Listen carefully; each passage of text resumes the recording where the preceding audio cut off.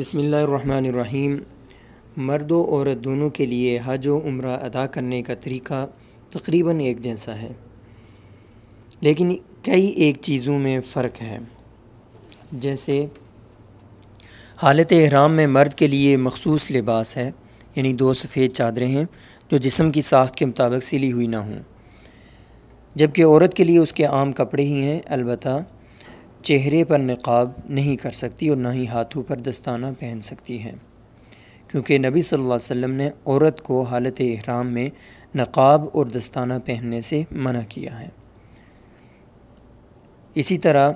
عورت سر ڈھانپے گی، لیکن مرد سر کو ٹوپی یا چادر وغیرہ سے ڈھانپ نہیں سکتا، البتہ چھتری وغیرہ لے سکتا ہے، سامان وغیرہ سر کے اوپر رکھ سکتا ہے، لیکن سر کو باقاعدہ ٹوپی یا چادر وغیرہ سے ڈھانپ نہیں سکتا۔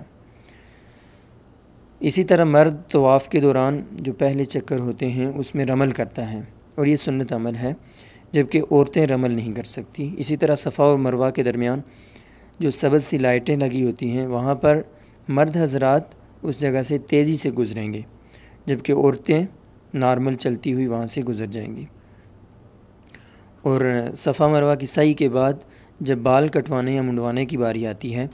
تو وہاں مرد کے لیے یہ ہے کہ مکمل سر کے بال کٹوائے گا یا منڈوائے گا، لیکن عورت جو ہے وہ سر کے